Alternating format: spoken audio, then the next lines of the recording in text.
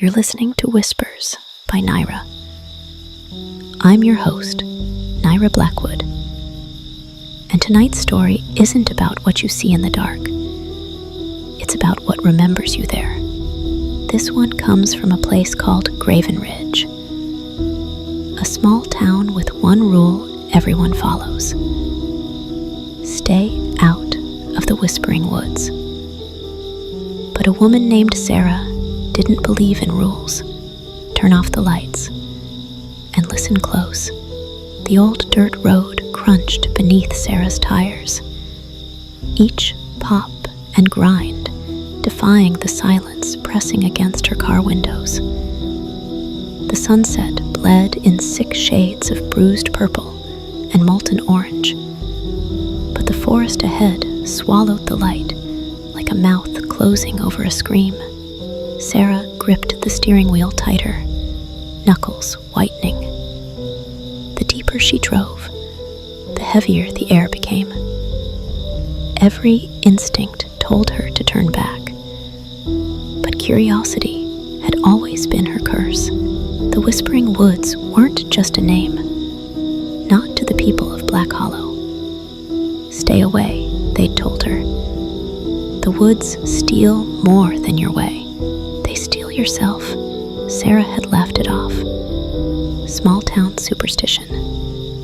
Until now, when she reached the tree line, the air shifted. Thicker, colder. The smell hit her first. Damp soil mixed with something sweet and rotten. It made her stomach twist. She cut the engine. The world fell into absolute silence. Her heartbeat filled the void. Then she stepped forward. The moment her boots crunched on the forest floor, the silence deepened. Heavy, suffocating. Even her own breathing sounded foreign. The canopy above locked out the last of the fading sun. She switched on her flashlight. The beam sliced through fog that moved like smoke, curling around her ankles. It's just a forest, she whispered to herself. Just trees. You're fine, Sarah.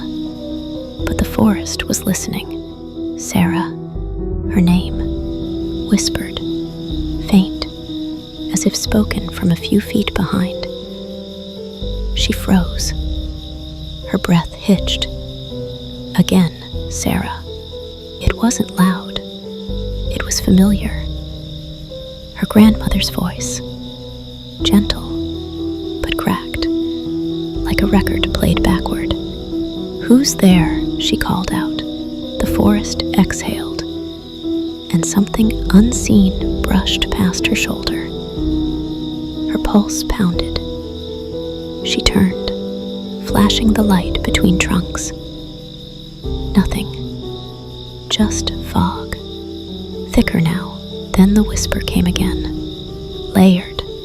Overlapping. You lied. You forgot. It's time to pay. Sarah's stomach dropped. The words pierced something buried deep. Something she had spent years trying to forget. The memories came back like teeth. Rain. Screeching tires. Headlights in her eyes. Her brother's voice screaming, Sarah, the road, before everything flipped. Glass. Water. Silence. She had crawled from the wreck. He hadn't. She told the police she wasn't drinking that night. They believed her. Everyone did. But the forest knew. Now, in the quiet, that truth rose like bile. The whispers became louder. Her brother's voice threading through them. You left me, Sarah.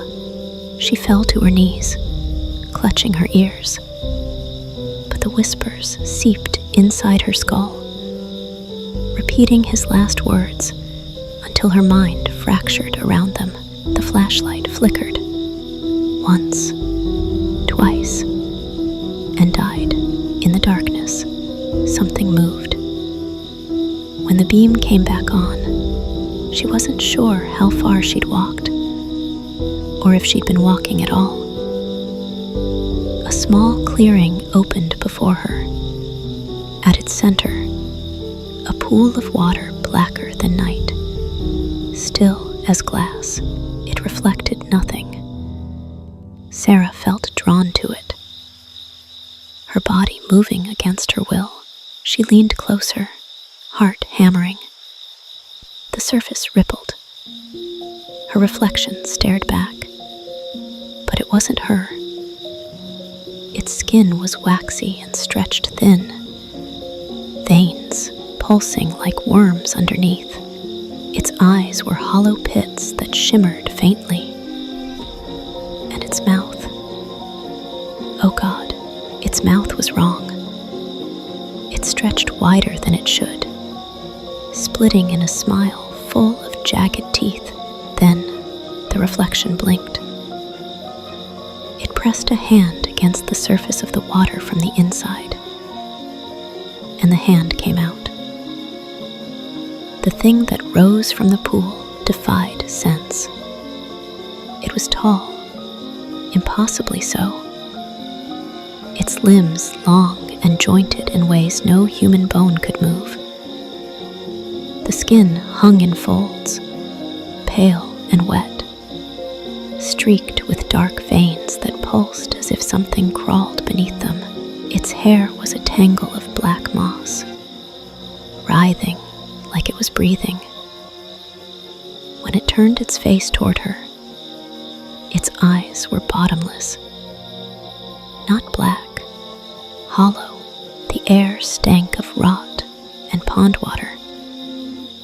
Then it spoke, voice scraping like rusted metal dragged through wet soil. We have been waiting for you, Sarah. She stumbled backward, but roots slithered around her ankles. You cannot hide, it hissed. You belong to us. Who are you? She gasped, its jaw unhinged. A wet sound splitting the air. We are what you buried. The trees around them groaned. Bark split open, revealing faces. Dozens, hundreds, frozen mid-scream. Sarah tore free, sprinting through the trees. Branches whipped her arms, leaving streaks of mud and scratches. The fog grew thicker, almost solid, whispering in thousands of voices. Behind her, the figure moved. Not running, sliding. The shadows bent around it. Every few seconds, she saw it between trunks, limbs elongating, crawling like a spider, eyes glowing faintly with malice. Her lungs burned, her legs screamed. Still, she ran. Then, a cabin, half collapsed, roof sagging under vines. The door hung loose. She threw herself inside and slammed it shut. The cabin smelled of mildew and dust. A faint draft whispered through cracks. She turned the flashlight slowly, sweeping across the walls, and froze. Photographs, hundreds of them, pinned to wood, overlapping. Faces of people, old, young, terrified. Some faded, some fresh. At the center of one wall, carved deep into the timber, was a name. Nyra Blackwood. Her breath caught. The name had been there for years. Older than the paper, older than the photos. The door creaked behind her. The air shifted. Sarah. The voice wasn't outside anymore. something pressed against her mind. Not a sound, but a feeling. A cold, invasive thought. You could have saved him, the voice said. Her brothers. Broken.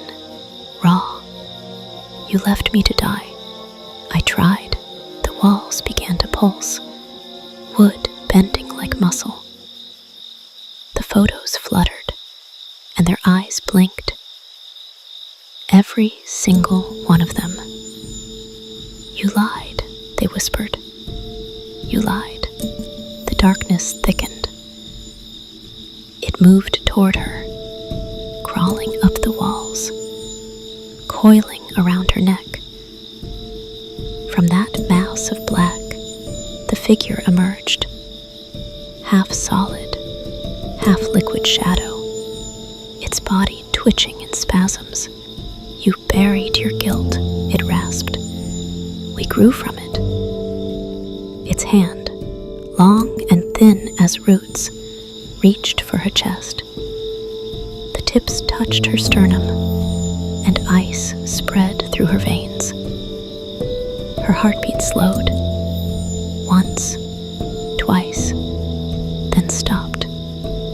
The world went black. When Sarah opened her eyes, she was standing again. But the world was wrong. The trees hung upside down, roots reaching toward the sky.